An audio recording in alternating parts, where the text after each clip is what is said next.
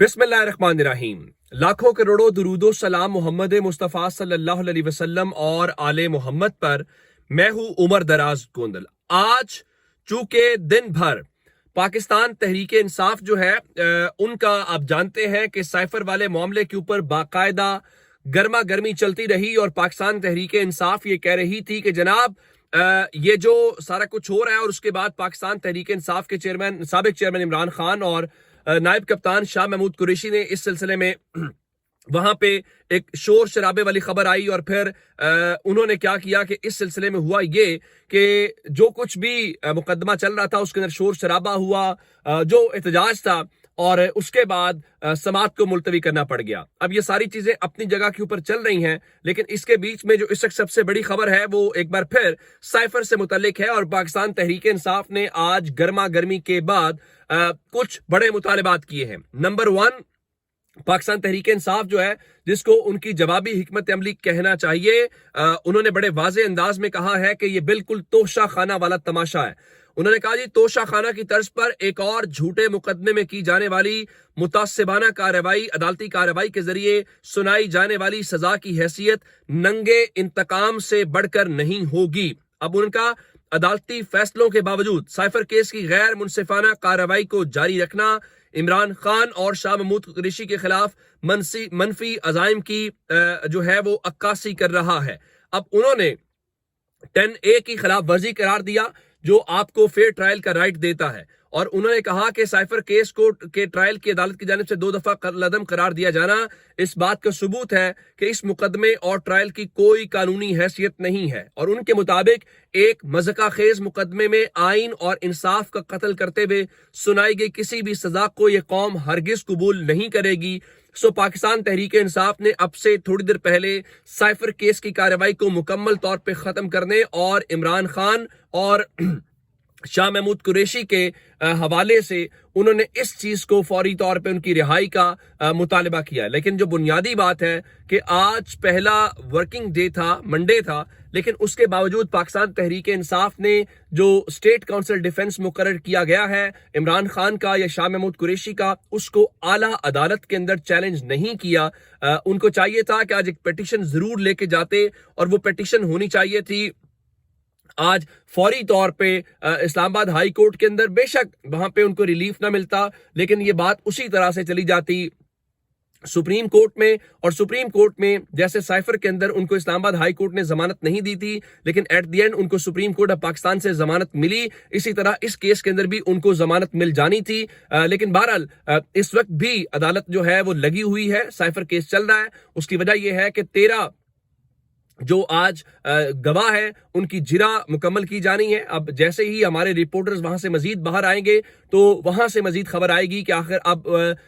दोबारा से अंदर क्या कुछ हुआ है, कितने गवाहों के बयान रिकॉर्ड हुए हैं, या सारा मामला है। दूसरा, 9 मई के 7 मुकदमात जहां पे साबिक चेयरमैन इमरान खान जो है उनकी अबूरी जमानतें समाअत के लिए मुकर्रर कर दी गई हैं, और साबिक चेयरमैन पीटीआई वीडियो लिंक के जरिए अडियाला जेल से जो है वो हाजिरी लगवाएंगे, और इंसदाद दहशतगर्दी अदालत के जो खुसूसी जज हैं वो वीडियो लिंक के जरिए इमरान खान की अबूरी दरखास्त जमानत पर कल समाअत करेंगे। हुआ यह था कि इस मामले को अदालत ने पेश ना होने की बुनियाद के ऊपर खारिज कर दिया था, जिसके बाद मामला हाई कोर्ट में गया और हाई कोर्ट ने उसको बहाल किया, जिसके बाद अब जज साहब दोबारा सुन रहे हैं। जब से इमरान खान गए हैं, ये उनकी अडियाला या अटक जेल के बाद पहली प्रेजेंस होगी जहां पे इंसदाद दहशतगर्दी अदालत के अंदर वो बेशक वीडियो लिंक के जरिए होगा, लेकिन ये पहला मौका होगा कि उस अदालत से बाहर वाली वो सूरत हाल जो है वो हमें दिखाई देगी। अच्छा, एक बात तो ये है। दूसरा, फौज और GHQ से मुतालिक बड़ी खबर है। वो ब्रेकिंग न्यूज क्या है, इस तरह से है कि आपने देखा कि आज एक सुप्रीम कोर्ट ऑफ पाकिस्तान के अंदर समाअत हो रही थी, और उस समाअत के अंदर यह था कि जो जजेस हैं उनके खिलाफ जो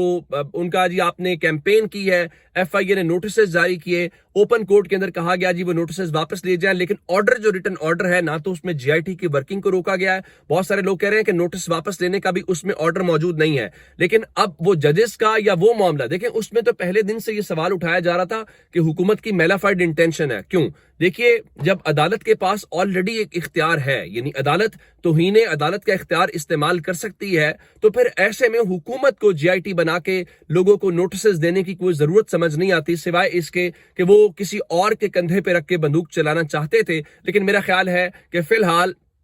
سپریم کورٹ کو یہ ریئلائزیشن ہوئی ہے کہ ہمارا کندھا کیوں استعمال ہو یا ہم اس چیز کے اوپر کیوں کریں، اور یہ امپورٹنٹ بات ہے۔ لیکن اب دوسری امپورٹنٹ چیز یہ ہے کہ زاہد گشکوری جو ہم نیوز کے ساتھ وابستہ ہے، انہوں نے آج ایک بڑی خبر بریک کی ہے، اور ان کے مطابق اب سپریم کورٹ آف پاکستان پر تنقید کو چھوڑے، اب فوج پر تنقید کرنے والے اکاؤنٹس کے خلاف جو ہے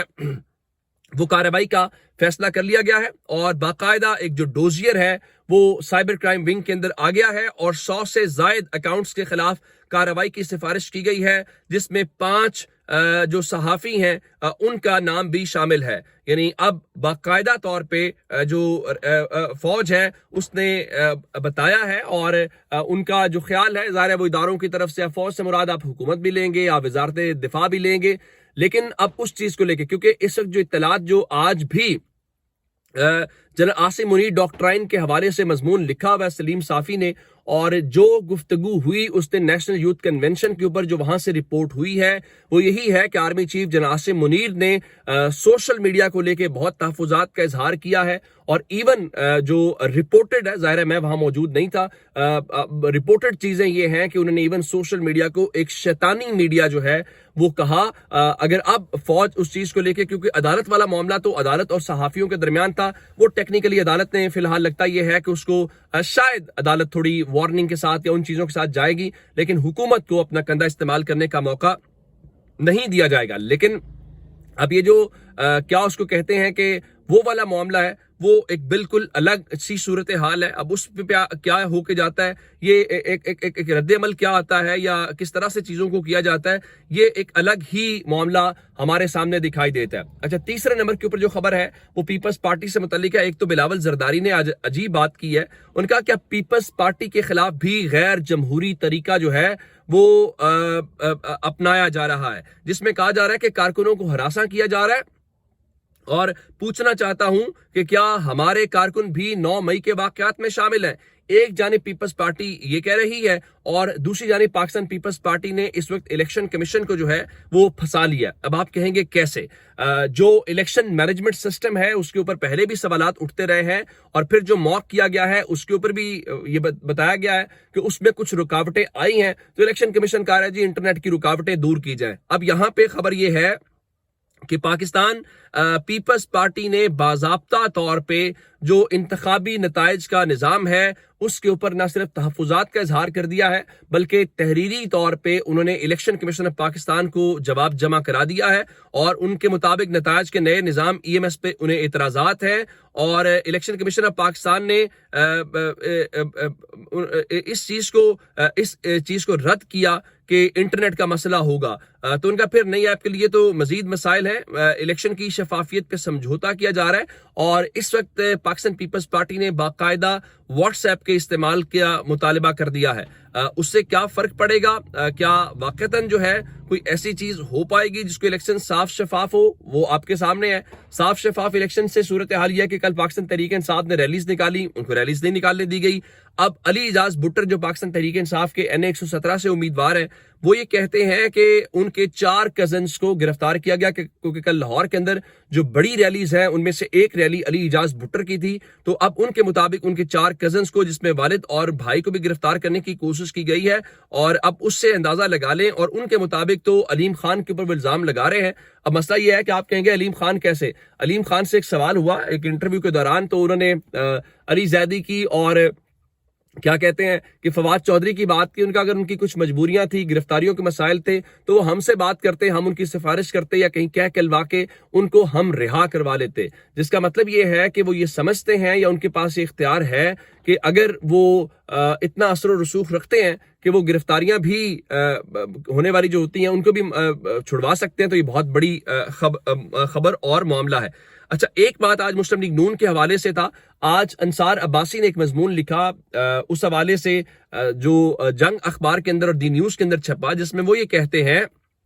اس مضمون کا آج کا جنگ اخبار کا ٹائٹل یہ تھا کہ نون لیگ آئین کی اسلامی شکوں کی مخالف بن گئی ہے۔ وجہ یہ ہے کہ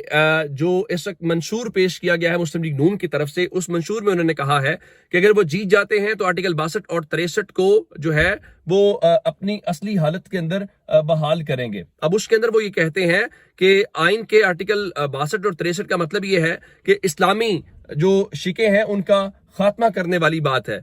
اب وہ خاتمہ کرنے والی بات کیا ہے، اس میں یہ ظاہر ہے یہ مسلم لیگ نون ہی اس کا جواب جو ہے وہ دے سکتی ہے، اور ان کے مطابق میاں نواز شریف آئین میں شامل اسلامی شکوں کو ختم کرنا چاہتے ہیں کیونکہ ان کو صادق اور امین نہ ہونا اور نااہل قرار دیا گیا۔ نون لیگ کا اسلامی شکوں کے خاتمے کا خواب ناکام ہوگا، حیران ان نون لیگیوں پر ہوں جو اب خاموش ہیں۔ اچھا، دوسری جانب نواز شریف آج لاہور میں نکلے ہوئے تھے، اور لاہور میں وہ کتنا بڑا انارکلی کے بازار میں کر پائے ہوں گے، اس میں مسلم لیگ نون آج بھی ڈرون فوٹیج نہیں استعمال کر پائی، مسلم لیگ نون نے آج بھی کوئی وائٹ فریم جو ہے وہ نہیں بنایا، اور ہر جگہ کے اوپر وہ جاتے ہیں۔ پنڈی کو بھی شہباز شریف کہہ رہے تھے میں لاہور بناؤں گا، آج شہباز شریف خود راجن پور تھے، وہ اس کو بھی کہہ رہے تھے ہم جنوبی پنجاب کو منی لاہور بنائیں گے، اور بھائی آپ نے جو لاہور بنایا وہ لاہور والوں سے آپ پوچھ لیں۔ لیکن میاں صاحب نے بڑی دلچسپ بات کی، میاں صاحب آج انارکلی پہنچے تو کہنے لگے